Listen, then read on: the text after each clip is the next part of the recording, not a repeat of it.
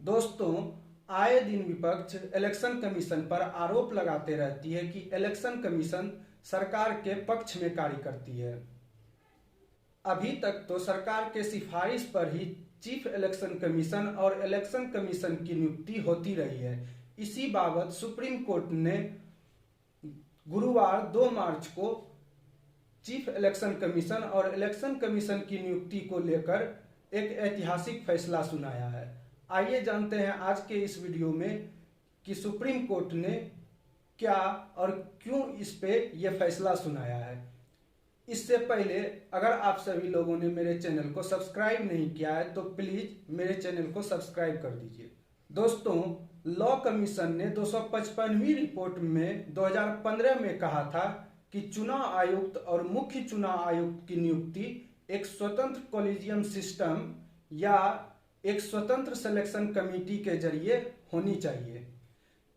इसके बाद 2018 में सुप्रीम कोर्ट ने उस जनहित याचिका को संवैधानिक बेंच को रेफर कर दिया जिसमें यह मांग किया गया था कि इलेक्शन कमीशन और चीफ इलेक्शन कमीशन की नियुक्ति के लिए एक कॉलेजियम सिस्टम का होना बहुत जरूरी है। अभी तक चीफ इलेक्शन कमीशन और इलेक्शन कमीशन की नियुक्ति राष्ट्रपति द्वारा जारी नोटिफिकेशन से ही होता रहा है। इसके लिए कानून मंत्रालय नामों की सिफारिश पीएम से करता है।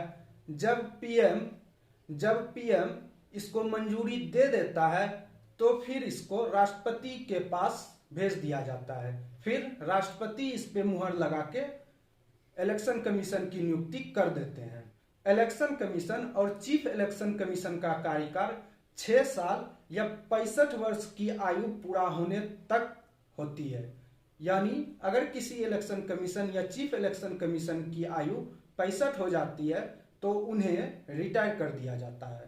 एक बार जब चुनाव आयोग की नियुक्ति हो जाती है तो उससे सिर्फ महाभियोग प्रस्ताव के द्वारा ही हटाया जा सकता है। इसी याचिका पर सुप्रीम कोर्ट ने गुरुवार को फैसला सुनाया कि चीफ इलेक्शन कमीशन और इलेक्शन कमीशन की नियुक्ति प्रधानमंत्री, लोकसभा के नेता प्रतिपक्ष और चीफ जस्टिस ऑफ इंडिया की सिफारिश पर किया जाएगा।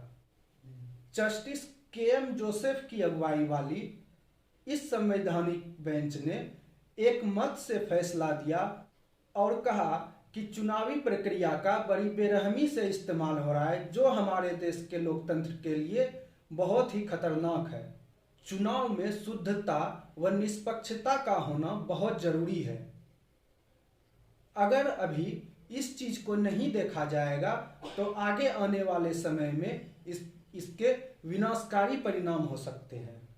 सुप्रीम कोर्ट के justice K M. Joseph, justice Ajay Rastogi, justice Aniruddha Bose, justice Hrishikesh Roy और जस्टिस सी.टी. रवि कुमार की बेंच ने कहा कि 72 सालों में कई पार्टियां सरकार में आई परंतु किसी पार्टी ने अभी तक इस पे कानून बनाने की हिम्मत नहीं जुटाई। सभी पार्टियों को सिर्फ पावर में रहना था और चाहे वो बीजेपी हो या कांग्रेस हो, सब ने इलेक्शन कमीशन का दुरुपयोग ही किया है।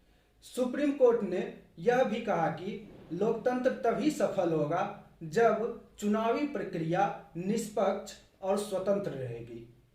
सुप्रीम कोर्ट ने मीडिया के रोल पर भी यहाँ पे सवाल उठाया है। सुप्रीम कोर्ट ने मीडिया को लेकर कहा कि अभी की मौजूदा मीडिया अपने कर्तव्य को भूल चुकी है और उनका रवैया पक्षपात पूर्ण हो चुका है। सुप्रीम कोर्ट ने पिछली सरकारों को भी आड़े हाथ लिया और कहा कि अगर 72 सालों में इस पे कानून बना दिया जाता तो आज की सरकारें इसका गलत उपयोग नहीं कर पाती। यूपीए के 10 साल के कार्यकाल में 6 बार मुख्य चुनाव आयुक्त को बदला गया है। वहीं एनडीए के 8 साल के कार्यकाल में 8 बार मुख्य चुनाव आयुक्त को बदला गया है। सुप्रीम कोर्ट ने पिछली सुनवाई के दौरान ब्यूरोक्रेट अरुण गोयल को चुनाव आयुक्त नियुक्त करने में की गई जल्दबाजी पर भी सवाल खड़े किए हैं कि कैसे डिपार्टमेंट ने 24 घंटे के अंदर बिजली की गति से फाइल को पास कर दिया। 1989 तक देश में एक ही चुनाव आयुक्त होते थे। लेकिन राजीव गांधी सरकार ने मुख्य चुनाव आयुक्त के साथ 2 चुनाव आयुक्त का प्रावधान कर दिया था। 1990 में जब वीपी सिंह की सरकार आई तो उन्होंने फिर से एक चुनाव आयुक्त की नियुक्ति का प्रावधान कर दिया। इसी समय चुनाव आयुक्त बने टीएन शेषन, जिससे सभी पार्टियां त्रस्त रहती थी। सभी पार्टियां टीएन शेषन से डरती थी, क्योंकि टीएन शेषन ही अभी तक में एकमात्र ऐसे चुनाव आयुक्त हुए हैं जिन्होंने सभी पार्टियों को अपने नियम के अनुसार चलने को मजबूर कर दिया था।